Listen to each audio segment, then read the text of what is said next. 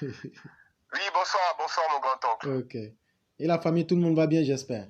Oui, ça va, par la grâce de Dieu, ça va, on se maintient. Dieu merci. Dieu fait grâce, hein. Dieu merci. Et encore, voilà un autre jour que Dieu nous a permis de voir. Qu'est-ce que tu peux Vraiment, nous vraiment, dire? vraiment. Qu'est-ce C'est que une tu... grande grâce. Et on te permet de nourrir nos esprits à travers la parole. Oh, on va essayer d'apprendre aussi auprès de toi, parce que vraiment, je dis, c'est un privilège. C'est un gros privilège qu'on a d'être là à chaque fois, d'apprendre auprès de toi. Vraiment. Mon grand-oncle, vraiment, je voudrais commencer avec... j'ai un retour, je ne sais pas si c'est de mon côté, mais j'ai un retour. Bon, je ne sais pas, sinon moi j'ai... Allô, là ça va mieux, là, ça va mieux. Ok, ok. Allô? Oui, ça va. Voilà, Oui, donc oui.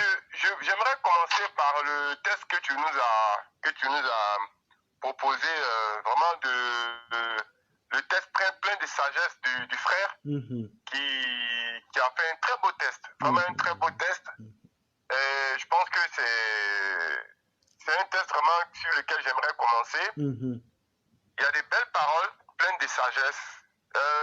Il sait qu'il y a une frustration. C'est une frustration.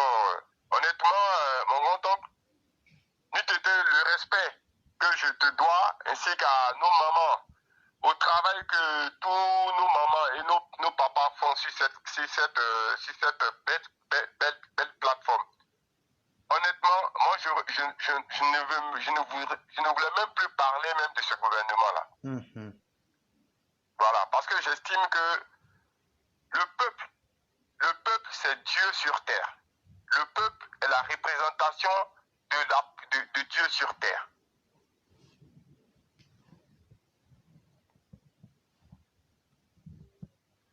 Le peuple ne peut pas avoir une opinion limitée sur une... Allô? Oui, on vous écoute.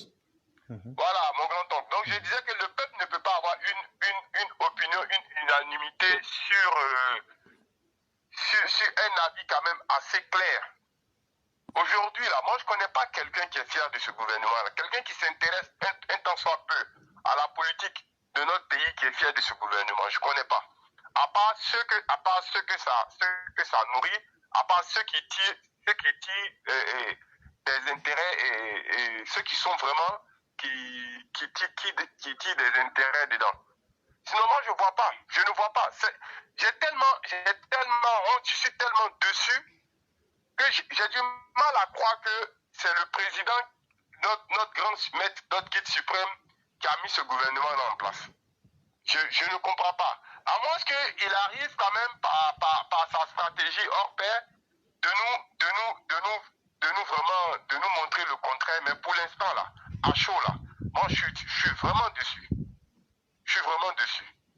Je reviens sur le test du frère pour dire simplement qu'il a dit que oui, nos critiques qui ont été faites vont peut-être permettre à ces ministres-là de prendre conscience et de travailler. Mais ça, c'est qu'ils se méprennent parce que ces gens-là, ils ne sont pas là pour travailler, hein. Sinon, ils ne sont pas là pour travailler pour le peuple. Ces gens-là sont là pour leurs intérêts égoïstes. Ils sont là uniquement que pour ça. Et ils n'ont pas ce don de soi-là comme le grand maître. Ils n'ont pas ce don de soi comme le Prado. Ils sont là pour leurs intérêts. C'est un club d'amis. C'est une matière organisée pour s'enrichir et faire la place demain à leurs enfants qui viendront encore gouverner nos enfants et qui viendront encore gouverner ce pays-là. Pendant ce temps, nous qui avons des idées, nous qui sommes des idéalistes, nous qui croyons fermement qui avons l'esprit de justice, nous qui avons l'esprit de vérité, nous qui essayons de nous rapprocher de cet esprit de vérité et d'être sincères et d'être honnêtes et d'être des personnes intègres, on restera toujours derrière. Et leurs enfants viendront. Vous voyez on a commencé tout doucement à faire le changement, à faire le remplacement. Hein. Il y a déjà le fils de M. Donwaï qui est là. qui a remplacé son père. Les enfants d'eux là, ils sont déjà en train de remplacer leurs parents qui étaient là au temps de Feu Boigny, hein. Et c'est ce qui est en train de se faire. Quand je vois des... Moi, je n'ai rien contre personne. Je n'ai aucune haine contre personne. Mais vraiment, moi, je suis contre ceux qui vont à l'encontre du développement, de l'épanouissement de la communauté. Comment une personne, mais toi, tu as combien de bouches, comment une personne peut à lui seul s'accaparer des milliards pour lui seul? Et de le faire de façon arrogante, avoir des propos arrogants vis-à-vis d'un peuple, vis-à-vis d'une population. Et comment on peut accepter cela? Moi, je me sens très mal dans ma peau, je me sens très mal dans ma vision, dans ma façon de voir les choses. Ça, on peut dire oui, mais écoute, si tu te sens mal, ça ne concerne que toi. Mais non, j'ai mal pour ce peuple-là, j'ai mal pour ces populations, j'ai mal pour tous ceux qui, aujourd'hui comme moi, sont déterminés pour le vieux. Moi, j'ai très mal. Et on se sent, on est comme des incompris. On est comme des incompris. Regardez notre mère Massiata. Regardez notre mère Marguerite Aki. On a tous des activités, on est tous occupés, on a tous nos petites affaires. Mais comment, à cette heure-là, on est encore là pour parler du devenir de notre pays? Pour parler vraiment, pour parler de comment il s'appelle, de quelle Côte d'Ivoire nous allons laisser à notre descendance? Pour magnifier l'œuvre du grand Cyrus. Et qu'aujourd'hui, on est en train de se foutre de nous dire, bon, ceux-là, laissez ces rêveurs-là, laissez ces idéalistes-là, laissez ces gens-là dans leur coin, laissez-les parler. Nous, on sait ce qu'on a fait, c'est nous qui sommes assis sur le cacao. Mais ça fait mal, on n'envie personne, Dieu merci, Dieu nous suffit. Mais je pense que quand on est un idéaliste et quand on cherche le bien, quand on est là pour le bien de la communauté, pour que tout le monde, que ce soit du nord, du sud, de l'est, du centre, de partout en Côte d'Ivoire, que ce soit avec nos frères de la sous-région, avec tous ceux qui vivent en Côte d'Ivoire, soient des personnes heureuses. Mais être heureux, ce n'est pas dilapider le fonds de l'État, ce n'est pas dilapider le fonds de la communauté. Qu'est-ce qui justifie aujourd'hui la médiocrité, l'incompétence? Qu'est-ce qui justifie aujourd'hui le choix de la médiocrité, de l'incompétence, venant de celui-là même qui a dirigé la banque, lui, qui a dirigé, je sais pas, le FMI. Ça fait très mal. J'ai un ami qui est venu me voir, qui est venu passer quelques jours avec moi, qui est rentré aujourd'hui. C'est un frère du pays. Il m'a dit comme ça, il dit Yann, mais franchement, moi, vraiment, j'ai pas compris. Hein. Il dit, mais moi, il s'intéresse pas à la politique, lui, il est dans les affaires. Mais il dit, franchement, je peux pas comprendre comment est-ce que le vieux a pu remettre ces personnes-là. Et c'est dommage. Des gens qui sont très arrogants. Toi-même, tu dis, le vieux, il dit toujours arrêtez d'être arrogant, soyez humble. Et puis tu continues à nommer ces personnes-là qui sont arrogantes. Comment est-ce que nous, on peut comprendre cela? Comment on peut comprendre? Ça fait très mal. Parce que le problème, c'est quoi? Petite, nous sommes des inconditionnels. Nous sommes des moutons. Nous sommes des suiveurs. Nous sommes, comment on dit, comment est leur mot là même? Nous sommes godo du vieux. Ça, il n'y a pas de problème. Moi, je le dis, mais le vieux, même si aujourd'hui, là, le vieux me dit, écoute, mon fils, viens, mets-toi au front, je vais suivre. Et toi, n'en parle même pas si c'est toi-même. Toi-même, bon, mon grand-oncle, toi-même, pour toi, là-même, on va dire, t'es né avec. Et regarde notre mère Massiata Blanc. Mais quand moi je discute avec Massiata Blanc en privé, et que je la vois tout le temps faire des trucs, elle me dit, mon fils, laisse ça là, on est dedans seulement, à chaque fois. Mais tu vois, donc, mais ça fait mal. Bon, regarde les populations qui souffrent. Une seule personne, et puis tu vas voler des milliards. Et il y en a même qui sont même fiers même de dire non, c'est pas moi seul qui ai volé, on était deux à voler. Donc, regarde-moi des choses comme ça, et ça passe comme une lettre à la poste. Mais ça, là, le retour de ça, ça sera très, très fatal, très dangereux. Ça sera très fatal, très dangereux. Nous, on a peur de ça. Moi, j'ai pas envie que le vieux soit humilié. Je n'ai pas envie de ça. Dieu soit humilié. Moi, c'est plus pour ça que j'ai vraiment, c'est cette crainte-là. Parce que si on ne prend pas garde, que le parti implose, et le parti connaît une implosion en lui-même, ce n'est pas bon. Surtout quand on a des opposants comme Seplo, comme le Bouddha de Daoukro, mais on a tellement aimé le travail du vieux que je ne sais pas pourquoi est-ce que on ne demande pas au vieux de faire du populisme, mais qu'il écoute un peu la base, qu'il écoute un peu la voix de la base. C'est la voix qui permet à ceux qui sont au sommet de tenir. Et le sommet ne doit jamais oublier que c'est grâce à la base qu'il est le sommet. Il faut qu'on écoute un peu les grognements qui se passent au sein du parti. Les gens ne sont pas contents. Les gens ne sont pas contents. Faire le changement là, c'est quand on dit de faire le changement, c'est faire le changement pour avoir l'onction du peuple, l'onction du parti, l'onction des militants. Mais on a l'impression que nos efforts sont vains. Et ça, ce n'est pas normal. Ce n'est pas normal. Le sage qui a parlé là, est-ce que aujourd'hui là, ceux-là, où ils sont arrivés là, le mépris qu'ils ont là, est-ce que ceux-là, ils auront le temps de dire, ah, le clairin et ces éléments ont fait du bon boulot, ah, c'est vrai qu'il faut quand même qu'on tienne compte de ça. Mais non! Tout ce qui les intéresse, c'est d'être reconduits. Là, ils sont reconduits, les mêmes choses vont reprendre. Les mêmes choses vont reprendre. Parce que, vous savez, quand on a affaire à un enfant récalcitrant, il a besoin de temps en temps d'une bonne paire de chiffres pour qu'il sache qu'il n'est pas le seul récalcitrant. Et qu'on le regarde, c'est pas parce qu'on ne parle pas qu'on a peur de lui.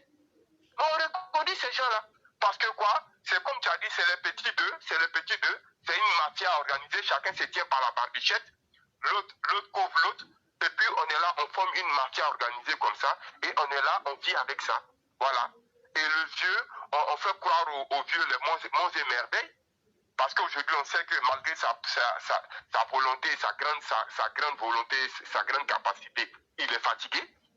Donc, on tourne le vieux comme ça, on tourne le vieux, on lui fait croire des choses. Comment est-ce que les frères de nos parents de Dieudonné, qu'est-ce qu'ils vont aller dire au vieux quand le vieux va découvrir qu'ils n'ont même pas construit le stade ou ils n'ont même pas construit la douane? Mais comment est-ce qu'un être humain censé, sain d'esprit, avoir une âme saine, peut réfléchir comme ça? Vous êtes là, vous êtes nommé pour servir le peuple. Mais vous vous organisez en mafia pour vous servir par devers le peuple. Et vous voulez avoir la caution de ce peuple-là. Mais on vous attend pendant les élections législatives. Ce que vous attend là. Peut-être que vous allez aller corrompre les gens parce que les gens malheureusement, les gens, ils n'ont pas la connaissance, ils n'ont pas l'éducation et c'est des gens qu'on a appauvris exprès pour pouvoir. Non, c'est méchant. C'est vraiment méchant. On ne peut pas faire ça à ses concitoyens. On ne peut pas faire ça. Des gens qui sont dans un pays pauvre mais qui vivent dans l'opulence. Pendant ce temps, il y en a qui meurent de faim. Il y en a qui... Non, mais ça fait mal. Ça fait... Mon grand-oncle, vraiment, moi honnêtement, je ne peux pas dire que je suis déçu du vieux, hein, mais je vais dire un peu quand même. Juste un peu. Je ne suis pas trop déçu, mais un peu déçu. Vraiment, vraiment, mais les mots me dépassent tellement que je n'arrive même pas à comprendre. Je me demande même si c'est le vieux même qui a fait ce gouvernement. Honnêtement. Même si ce n'est pas lui qui a fait, pourquoi il a cautionné? Ça me fatigue, hein. Mon grand-oncle, ça me fatigue trop. Surtout que quand j'écoute les frères, les interventions des uns et des autres, mais vraiment, j'ai beaucoup mal. Et j'espère que le Dieu, lui seul par son génie légendaire, pourra vraiment nous sortir de cette situation-là. C'est vraiment ce que j'aimerais dire. Je ne sais pas si tu as quelque chose à dire par rapport à ça. Non, je crois que tu as bien parlé, surtout que tu as dit un peu ce que tu pensais. C'est vraiment important. Et surtout même moi-même personnellement, je me dis, ce gouvernement-là, qu'il a formé en toute réalité, et le président ne peut pas ne pas en être informé, mais ça ne tient pas. Quelle que soit la manière où vous voudrez prendre le problème, il y a des choses qui vous manquent et vous avez des difficultés à comprendre. Mais bien sûr. Et aujourd'hui, tout ce qu'on peut souhaiter, c'est de voir quel résultat ce gouvernement donnerait. Mais moi déjà, je peux le dire clairement, je ne m'attends à rien de positif, pour être sérieux. Mon grand Quelqu'un qui ne fait pas 2 mètres, là, il ne faut pas lui dire de toucher 3 mètres. Il ne peut pas. Effectivement. Quelqu'un qui n'a jamais touché 2 mètres. Quelqu'un qui n'a jamais, sa main là ne peut pas toucher 2 mètres. Tu vas lui dire de sauter jusqu'à toucher 3 mètres. C'est pas possible. Parce qu'on nous parle... Peut-être on n'est pas intelligent, hein, on n'est pas intelligent. Mais je pense que grâce à notre sincérité et la pureté du cœur des uns et des autres, il y a certaines choses quand même qui vous savez, c'est pas juste aller faire l'école, faire des longues études pour dire que nous, qu'on est intelligent ou bien qu'on a un esprit développé. Non. Mais il y a certaines choses, c'est avec le cœur qui parle. Et le cœur ne ment pas. Il y a des gens, quand on les sort de leur domaine de compétences, ils sont perdus dans la vie. Ils ne savent même pas par où commencer ni par où terminer. Bon, donc du coup, moi je ne comprends pas. Je ne comprends pas. Je ne vais même pas citer le nom d'un ministre même pour lui faire plaisir. Mais quand tu prends certains ministres là qui sont dans le domaine avec les jeunes là, je ne vais même pas dire le nom de quelqu'un pour lui faire de la publicité. Qu'est-ce qu'ils ont fait depuis lors? Ça fait 10 ans on est là et on reconduit ces mêmes là. Quand on va parler, on dit non mais ceux-là c'est des frustrés, c'est des gris. Mais il y a de quoi? Il y a de quoi? Parce qu'on attend beaucoup de vous et ce que vous donnez ne vaut même pas quelqu'un qui va donner l'argent à des gens, à des fœtus. Comment on peut comprendre ça? Et on nous dit d'accepter cela. Il y a des gens qui ont fait, c'est des gens qui ont des miracles. Des gens même qui sont même pas encore sortis de leur banque, ils ont eu même l'argent pour faire leur entreprise. On a vu ça ici. Les gens qui sont nés en 2021, à qui on a remis l'argent. Pourquoi? Et ça, quand on veut parler de ça, on veut insulter nos intelligences. Et ces mêmes personnes-là sont là. Bon, peut-être qu'ils sont là pour d'autres raisons, nous on ne sait pas, mais en tout cas, ils ne sont pas là pour nous servir. Voilà ce que moi j'aimerais dire. Et vous avez totalement raison, parce que pour le peuple ne regarde que le dirigeant en fonction de l'apport que celui-ci peut lui apporter. Mais une fois que le peuple ne voit pas les apports positifs, il est en droit de se demander que vaut réellement ce dirigeant. C'est le minimum qu'on puisse demander à un dirigeant. Malheureusement. À défaut de pouvoir faire rêver, il faut être capable de jouer son rôle. Malheureusement, quand on a un gouvernement, je dirais aux 3/4 de personnes qui n'en valent pas le poids, il ne faut pas s'attendre à un résultat spectaculaire, sauf si peut-être il y a, à ceux qui aiment les miracles, peut-être qu'on verrait bien un miracle, mais cela nous étonnerait vraiment. Et comme tu l'as dit, malheureusement, c'est un peu comme le Minotaure. À force d'avoir nourri le monstre va demander même la tête du roi. Parce que le monstre sera devenu tellement fort. Ces personnes-là, elles feront pire que Soroguium le jour où le président voudra les enlever. Malheureusement. Parce qu'ils n'ont pas été bien éduqués, donc c'est normal. Hein? C'est ça. Parce que quelqu'un qui n'a jamais fait montre de la compétence et à qui on a fait plaisir pendant plus de 10 ans et la personne est devenue vachement riche, quand vous lui dites stop, ça suffit, c'est comme si vous lui plantez un couteau pour lui ôter la vie. Et la personne se met en mode réaction pour défendre sa vie par tous les moyens. Et là, la personne ne se dit plus que c'est vous qui lui avez donné la condition qui fait aujourd'hui sa fierté ou même sa force. Elle va vouloir vous anéantir pour pouvoir s'imposer à vous. Et voyez-vous, chaque fois qu'on a promu des personnes qui n'ont pas de valeur et de compétences réelles, elles n'ont d'autre choix que de devenir les pires ennemis de ceux qui les ont fait monter. Regardez Soroguium. Quand il se targue de dire aujourd'hui que c'est lui qui a nommé le vieux Koné Meïlé comme je ne sais pas quoi là, je ne sais pas quelque chose. Mais ça fait rire et ça fait pitié à la fois. Parce que quand vous regardez... C'est triste quoi. Voilà. Vraiment, bonjour tristesse. Et aujourd'hui, c'est à ce décor-là qu'on assiste. Quand les médiocres viennent aujourd'hui montrer la voie à ceux qui sont des personnes de valeur, ou bien même faire cas d'école à ceux qui ont de la compétence intellectuelle, vous voyez que quand un moment vient et qu'on doit enlever ces médiocres-là, mais imaginez-vous, c'est qu'un seul médiocre comme Soroguium a pu causer à la Côte d'Ivoire. Si on en a une trentaine, ne soyez pas surpris qu'ils vont aller s'abonner à la source de Soroguium pour combattre. Peut-être que le vieux, il a eu peut-être peur de cela aussi. Je ne le justifie pas du tout, mais je veux dire que à un moment, quand on sait qu'on a la vie de millions de personnes en main et que ce sont ces millions de personnes qui vous ont voté, il faut faire le choix de compter plus sur ces personnes qui en valent la peine. Ça coule de source, ça coule Voilà. tous. Mais on méprise le peuple à travers certaines décisions. On méprise le peuple à travers certaines décisions, mon grand-oncle. On méprise le peuple. Et ça, c'est... Excusez-moi. Et ça, c'est très dangereux. C'est très dangereux. Quand ça chauffe, là, les riches, là, ils sortent jamais. Ils ne sortent jamais. Et c'est à cet effet. C'est les enfants d'Abobo, des enfants des quartiers modestes qui sortent. Et c'est à cet effet. Ceux-là, ils sont frères. C'est à cet effet même qu'il faut conseiller les uns et les autres de ne plus se tuer pour un politicien, comme le conseillait un autre. Chers parents, ne vous tuez pas pour quelqu'un. Ça, c'est le minimum qu'on puisse vous dire aujourd'hui. Parce que voyez-vous, là où votre combat n'est pas reconnu, là aujourd'hui, toi qui es assis, tu m'écoutes, tu as pris une balle, toi qui as eu le pied coupé, toi qui as eu un œil cassé, toi qui as été éventré, toi qui as pris plomb, comme on le dit au quartier, parce que c'est comme ça qu'on dit. Toi qui as pris plomb là. C'est ça. Aujourd'hui, tu es là-bas là. Et regarde ce qu'ils sont en train de faire. On ne parle même pas de toi. Quand ça chauffe, c'est éclaireur, vous appelez. Et puis maintenant, on prend l'argent pour aller vous soigner. Chers frères, prenons conscience. Ne nous tuons pas pour les politiciens. Ne vous tuez pas pour les politiciens. On se battait pour qu'ils puissent améliorer les conditions.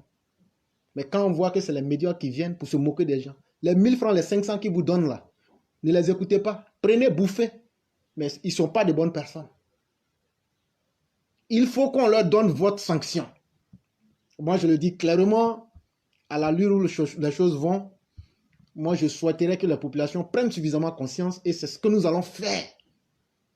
Pour que, pour une fois, on puisse sanctionner le parti. Et là, ils vont prendre conscience. Il faut que le peuple arrache sa souveraineté en disant que ça suffit. Les copinages, les chantages de bas étage, à un certain moment, ça suffit. Et donc, dans les quartiers, prenez conscience. Quand on se tue pour des gens et que ce sont eux qui doivent se moquer de vous, à un certain moment, dans cette Côte d'Ivoire, la personne n'est ivoirienne que l'autre. Chacun de nous a ses ancêtres qui a sa terre qui est en Côte d'Ivoire. Vous n'êtes pas plus méritant que quiconque. Et vous n'avez même pas le monopole de l'intelligence. Parce que quelqu'un qui est intelligent ne se comporterait pas de cette façon-là. Franchement, si c'est ça être intelligent, vraiment, on a du boulot. Hein. Mais c'est ce que je disais. Quand sur une terre, la promotion de la bêtise devient une règle philosophique, mais les hommes intelligents souffrent. Et c'est à cela qu'on assiste aujourd'hui. C'est à cela qu'on assiste aujourd'hui. Hein. Franchement, moi je le dis en toute modestie, mais c'est notre cas aujourd'hui. Aujourd'hui, moi je n'arrive pas à comprendre. Quand on a du mépris pour la population à travers les actes qu'on pose. Vous êtes des hommes à qui on donne des responsabilités. Et vous avez du mépris pour vos populations. Vous partez construire route pour portail pour barrer route. Non mais c'est vraiment, laisse tomber. On aura fait ce qu'on pouvait, Yann. Et ces gens-là, nous on a un avant. Il aurait fallu des sanctions exemplaires. Effectivement. Exemplaires, mon grand-oncle. Effectivement. Il aurait fallu des sanctions exemplaires. Pour que demain, d'autres personnes ne viennent pas nous faire la même chose. Mais non, on encourage la médiocrité, on encourage le laxisme, on encourage le népotisme. Et demain, nous allons dire le grand homme là, c'est un grand homme. Mais ça veut dire quoi? Lui, s'il avait fait ça là, il aurait été au FMI? Jamais de la vie. Et en tant que Premier ministre, s'il s'était comporté de cette façon... C'est sa compétence et sa qualité d'être humain qui l'a amené au sommet. Et comment ça se fait que lui, dans son gouvernement, il y a des personnes comme ça, méprisantes, arrogantes, et médiocres. Ils sont promus. Non. Pas possible ça. Mais Yann, je peux te dire qu'il faut être sincère dans la vie. Nous autres, notre intelligence et notre sincérité de cœur va toujours être le bouclier qui nous sauvera. Mais vous qui êtes en Côte d'Ivoire, commencez à prendre conscience. Commencez à prendre conscience. Et dans la vie, là, chacun doit d'abord lutter pour ses propres intérêts. À un certain moment, tout le monde ne peut pas être logé à la même enseigne. Il y a eu des dévanciers pour qu'on puisse lutter, pour que chacun puisse avoir une petite part de son destin et ou même avoir un chemin. Mais quand cela devient quasiment impossible, je crois qu'en tant qu'un homme intelligent, il faut pouvoir réévaluer et essayer de se resituer ou bien de se projeter à nouveau d'une autre façon. C'est vraiment très important, chère population. Il faut qu'on vous le dise pour que vous le compreniez. Les destins, on ne naît pas avec des destins qui sont jumelés à celui des autres. À un certain moment, il faut être capable de dire non quand il est nécessaire de dire non. Personne ne viendra vous mettre un couteau à la gorge. Très peu de personnes ne pourraient pas parler comme ça parce qu'elles ont peut-être des intérêts ou bien parce qu'elles n'en ont même pas les compétences. Mais nous autres, notre rôle, c'est de vous dire ce qui est vrai. C'est de vous ouvrir les yeux et les esprits. C'est ce que nous faisons. Et pour nous, c'est très important. Parce qu'il y a un mauvais système qui est en Côte d'Ivoire. Il faut pouvoir lutter contre ce système-là. Maintenant, ceux qui se taisent parce qu'ils sont aujourd'hui complices, il n'y a pas de problème, c'est ce que je disais. Regardez, quand vos parents n'arrivent pas à se soigner, à cause des détournements, à cause de l'arrogance, à cause de la médiocrité, quand les programmes sont mis en échec, que vos parents n'arrivent pas à se soigner, que les hôpitaux, à cause du manque des hôpitaux, les femmes enceintes sont mises sur des vélos pour faire des trentaines de kilomètres et que souvent certaines meurent avec les enfants dans leur ventre. Autant de situations. Si vous êtes fiers de ces personnes et que vous trouvez qu'il ne faut pas leur dire de faire leur travail, c'est que ça n'est fini pour vous. Et cher Yann, nous, en tant que des esprits éclairés et éveillés, nous avons fait notre part du contrat qui était d'informer, d'édifier et surtout d'éclairer les mentalités. Je crois qu'on a fait ce qu'on avait à faire. C'est ça aussi le plus important. Merci mon grand oncle. Je pense qu'il y a tellement à dire, que bon, je pense que bon, on est dans l'inversion, dans l'ère de l'inversion des valeurs. Hein. C'est vraiment, moi je ne peux que dire ça parce que bon, on aime tellement le beau, on aime tellement le bien, on aime tellement le bien-être commun, mais quand on voit certaines choses, bon. Donc, ça fait mal. On va s'accrocher à notre idéal, on va s'accrocher vraiment à l'amour et la sincérité qui nous lie. Voilà, moi je pense que ça aussi c'est important. Et puis on va avancer dans notre vision. On va toujours soutenir le Dieu parce que bon, ça c'est un sacerdoce pour nous. On le fera. Mais voilà, mais moi plus jamais, en tout cas jusqu'à ce qu'il y ait changement, en tout cas on dit jamais. Mais franchement, moi, ce gouvernement-là ne m'intéresse pas du tout. Vraiment, ça n'en vaut pas la peine. Ça n'en vaut pas la peine. Ça n'en vaut pas du tout la peine. Et voilà, et bon, ça me rappelle toujours quand j'ai dit, mon fils, tu feras la politique, c'est ça là, c'est ça. Mon fils, tu feras la politique, c'est ça. Fais la politique, dès que tu as ta place, tu as ton petit, comment il s'appelle, au soleil, là, tu es tranquille. Tu vis ta vie. Tu fais la propagande des hommes politiques, qui te cherchent un parrain, et puis tu rentres dans le circuit, et puis tu es là. Mais moi, ça ne va pas avec nos valeurs. Moi, personnellement, en tout cas, je sais que toi et notre belle classe là, ça ne va pas avec nos valeurs. Sinon, franchement, si c'était le cas, franchement, je pense qu'il y a beaucoup d'entre nous aujourd'hui qui seraient plus sur notre plateforme. En tout cas, ceux qui ne sont plus sur notre plateforme, et ils ont compris, ils sont partis. Voilà. Quand on voit des personnes comme ce ventripotent des assauts là, des gens qui sont reçus par des ministres, j'ai l'impression que c'est moi qui ne suis pas normal ou quoi, je ne sais pas. Qu'est-ce qui peut se passer? Je ne comprends pas. Je ne sais pas. C'est le culte de la médiocrité simplement. Mais regarde, toi, rien que toi, l'éclaireur, une tête comme toi, et dis que un grand homme comme toi, tu es là, je n'arrive pas à comprendre comment il n'y a personne qui est capable de dire, moi je vais travailler avec l'éclaireur parce qu'il est compétent, parce qu'il est brillant, parce qu'il a des bonnes idées, parce qu'il aime son pays et il est prêt à se sacrifier, un vrai patriote. Moi je le mets dans mon ministère, non. On va aller prendre des personnes perdues, des personnes paumées, des personnes qui ne font que c'est-à-dire pour faire des laudateurs. On va prendre des laudateurs autour de soi pour se faire passer pour le centre du monde. Avec ta petite existence qui ne va même pas faire 100 ans. Peut-être même tu ne vas même pas atteindre 70 ans. Et puis tu es là, tu es fier, tu crois que oui, toute la terre là sera ta tente. Tu crois que tu vas dominer tout et puis tu es là. Ton ego, tu es en train de t'emprisonner dans ton ego, et tu te crois intelligent. Et tu vis comme ça. Un jour tu meurs, tu tu sais même à qui même tu as donné tout cet argent-là. Dès que tu rentres dans la tombe, il commence déjà, même tu es malade, mais il commence déjà même à... Tu ne le vois plus. Mais regarde, si tu t'occupes des pauvres, si tu t'occupes des démunis, ces personnes-là, quand ils vont entendre que tu es parti, c'est ceux-là même qui vont te demander à Dieu de vraiment de veiller sur ton âme. Parce que tu as pensé à eux. Toutes les créatures de la terre, ils vont demander à Dieu d'avoir pitié de toi.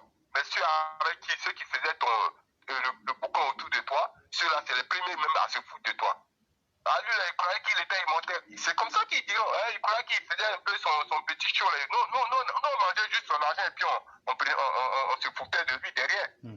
C'est là que tu vas commencer à regretter ton existence sur terre. Vraiment, mon grand homme, je ne vais pas être trop long. Vraiment, je m'excuse un peu d'avoir été un peu virulent. Je suis sorti un peu, mais vraiment, j'ai exprimé mon état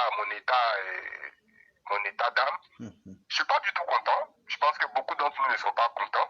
Et rien ne va changer. Rien ne changera. Ceux-là, ils feront pire parce que ça n'ira pas quelque part.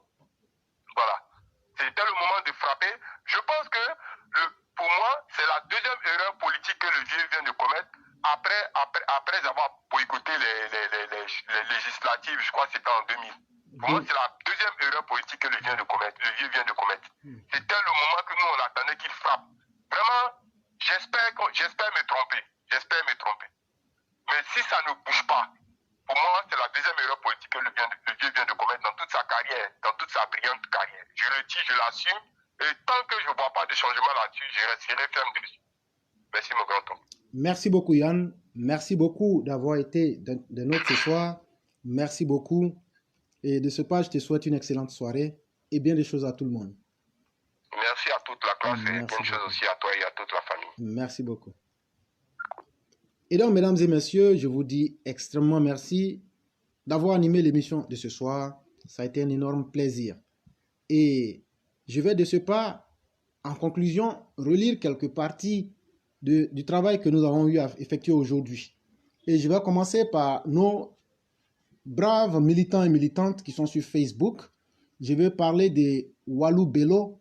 Je vais parler de M. Moussa Fofana, de M. Mamadou Keïta et le roi Chaka Zulu, de Swalio Bamba et surtout de Ibrahim Bengali qui nous dit la reconduction de ce gouvernement prouve que les riches doivent toujours se soutenir et faire souffrir le peuple, mais ils vont le sentir dans les urnes. C'est ce que lui nous prévoit, il nous dit.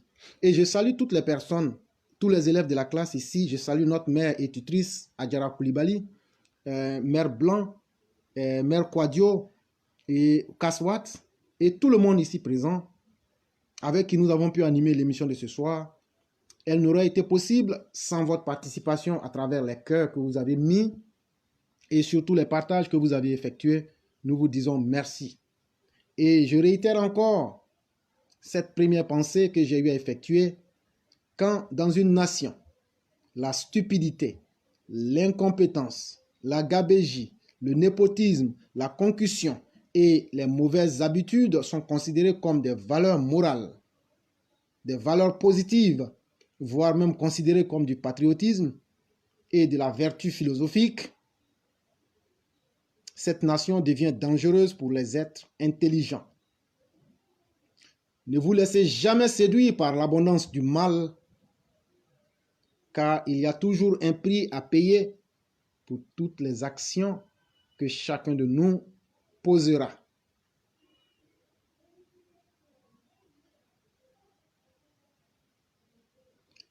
Dans une brève publication parue en ce 23 avril 2023, Saïd Penda parle du gouvernement Hachi II.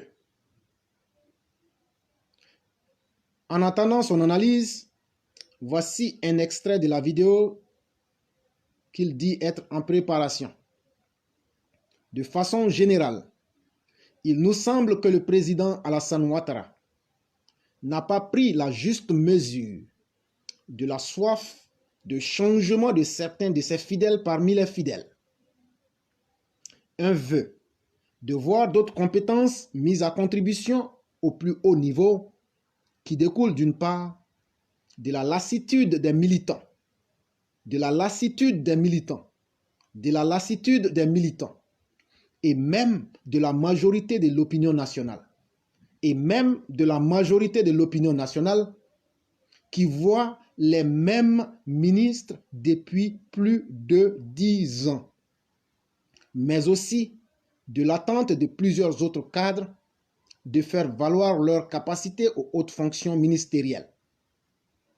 La forte attente de profonds bouleversements au niveau de l'exécutif s'explique aussi par l'incompétence et le manque de probité morale de certains ministres, dont on estime qu'ils ne doivent désormais leur maintien dans l'exécutif qu'à cause des relations privilégiées, réelles ou supposées, qu'ils entretiennent avec le président Ouattara et ou avec la première dame.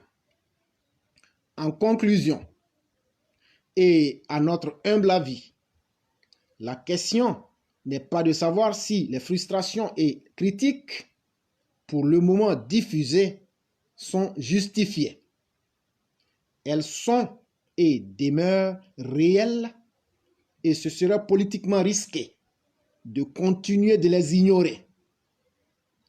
Elles doivent au contraire être prises en charge au plus haut niveau, au risque de voir le fort soutien populaire dont jouit le régime du président Alassane Ouattara s'effriter progressivement. Et je partage entièrement cet avis de Saïd Penda, et c'est ce que la majorité des militants aujourd'hui pensent. Peut-être que les gens n'auront pas le courage de le dire, et certains se sont laissés aveugler par ce qu'ils gagnent aujourd'hui, et ils pensent que c'est la fin de la vie, mais chacun de nous passera. Et cher Monsieur le Président, vous avez une histoire qui est digne. Ne laissez pas ces gens-là vous humilier. Aujourd'hui, la majorité des hommes militants sont déçus de ce gouvernement-là et ne sont pas du tout contents. Et vous êtes en train de frustrer les gens intelligents qui risquent de prendre de la distance vis-à-vis de vous. Et vous allez vous retrouver avec un assemblage de personnes moralement, intellectuellement incapables qui vous conduiront dans les abîmes. Mesdames et messieurs, je vous dis merci. Que Dieu nous protège et surtout que Dieu nous guide sur un de droits chemins.